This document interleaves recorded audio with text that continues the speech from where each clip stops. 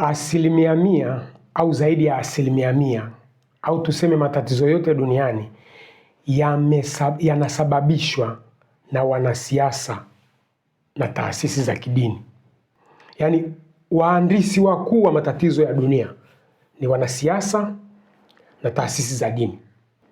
Hapa kwenye taasisi za dini kuna yule rafiki yangu aliniandikia comment akaniambia niwe nataja wazi kabisa, dini yenye matatizo ni dini ya Wakristo. Ni kweli kabisa, Wakristo ndio wana matatizo kuliko dini nyingine zote.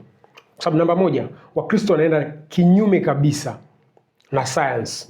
Tangia zamani watu tuliosoma science, kafuatilia vita ya Galileo Galilei na dini ya Wakatoliki kipindi hicho, alikuwa ananyimwa asifanye utafiti wake wa masuala ya anga. Ni mfano kidogo nimekupa. Sasa kuna huyu mtu mkubwa sana katika kanisa la Wakatoliki amefariki.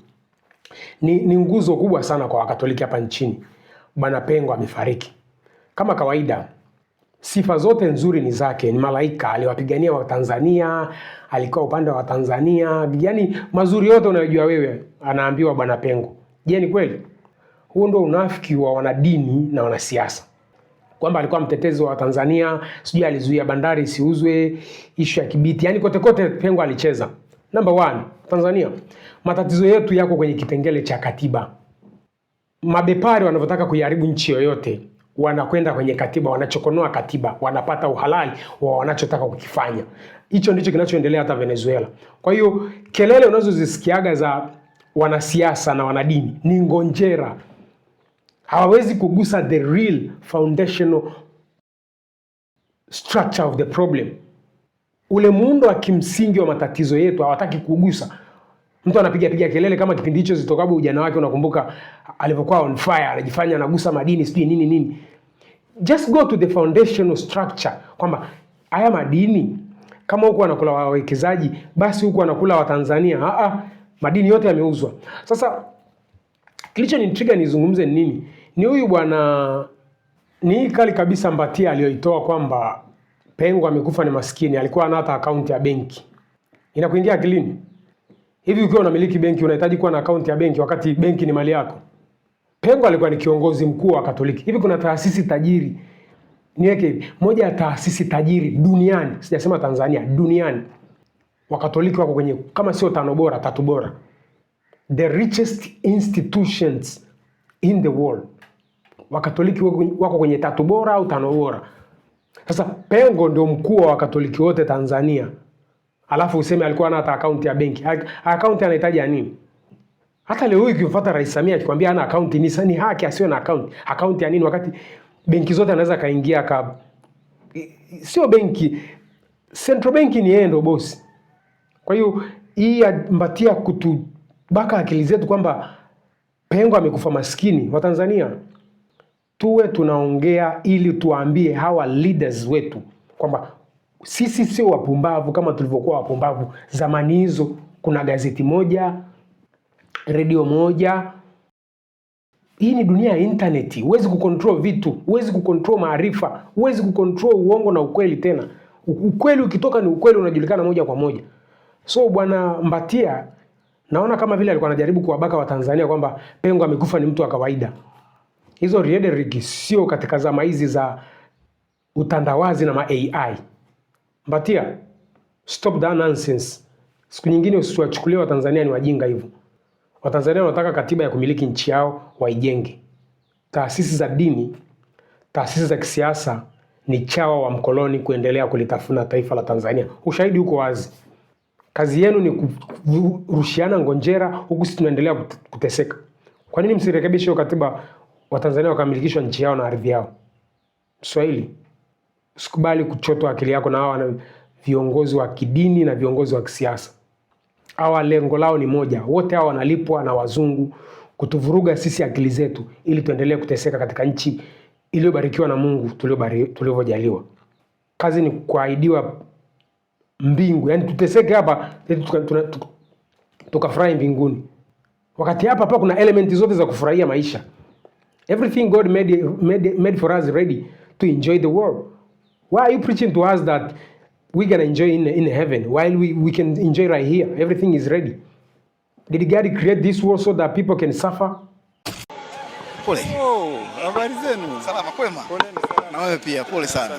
Kwa haraka haraka tuzungumzie. Msiba huu wewe ukako umekugusa vipi?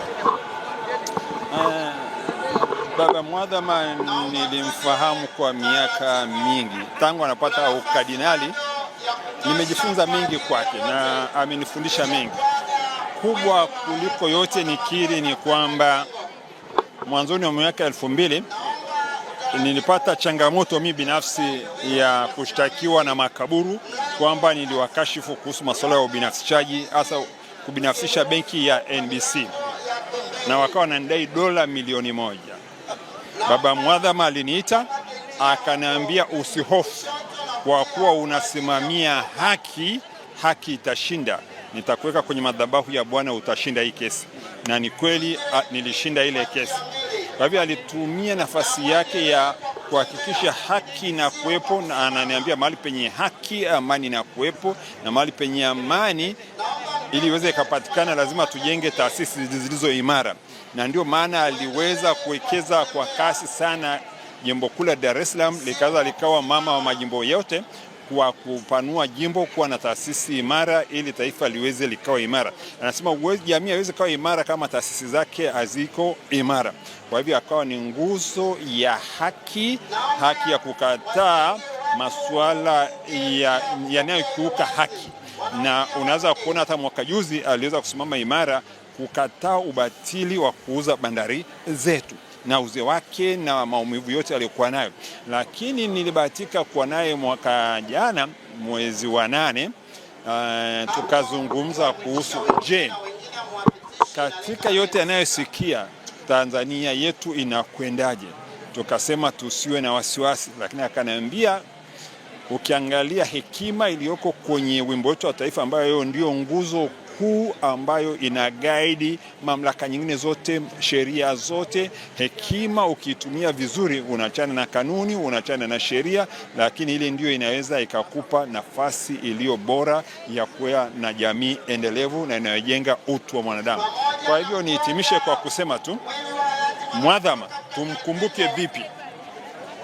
Niombe Watanzania wote, kwa kuwa Mwadhama alikuwa ni mwanaharakati wa utu wa mwanadamu, ni mwanaharakati wa maadili ya mwanadamu, tuchukue yale yote mema, sio kwa misingi ya Ukatoliki tu, tuchukue yale yote mema ya Mwadhama Polycarp Kardinali Pengo ya kusimamia utu wa mwanadamu bila na kavuka mipaka mbalimbali.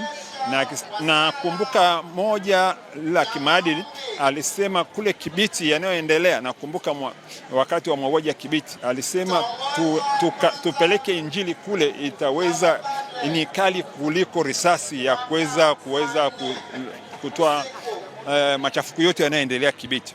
Kwa hivyo nirudie tena kwamba Mwadhama Polycarp Kardinali Pengo, nyumbani kwake Mwazie nilifika, kijijini kwake nimeshiriki naye chakula, lakini ukimwona maisha alikuwa naishi ya ufukara, maisha ya Kardinali Pengo sio ya kawaida. Mwaka jana nilihamasisha kumchangia kwenda kuinjilisha Bagamoyo, alikuwa hana akaunti, akatumba fedha zake tuweke NBC kupitia jimbo, alafu jimbo ndio liweze likatoa huko akainjilishe Bagamoyo. Hata yeye taasisi yake kama ya ukardinali alikuwa hana account sincerely. Kwa hivyo tukijifunza yale yote mazuri ambayo alikuwa anayatenda, yatatuimarisha na Tanzania iwe ni sehemu salama, sehemu iliyo bora na sehemu nzuri ya kuishi, ya kukuza utu wetu bila kuogopa yoyote, kwa kuwa mwanadamu anakuja na kuondoka. Unavyomwona ameondoka, ameenda kulazwa Pugu, na nyumbani kwake nenda Mwazie yuko hivyo hivyo, hakujikuza, japo alikuwa na nafasi kubwa sana katika jamii ya Tanzania. Vyo ni vya kupita, lakini nafasi ya kuhudumia watu ndio nafasi muhimu na iliyo njema kwa ajili ya kukuza na ustawi wa haki. Inatoka kwenye haki inaenda kwenye imani, na kwenye imani ni kujenga mifumo imara kama alivyolijenga jimbo kuu la Dar es Salaam, alivyojenga Ukristo Tanzania, Ukatoliki Tanzania na Afrika na Madagascar kote. Apumzike kwa amani. Waswahili, jamaa usipende kutuchota akili. Mswahili elimika.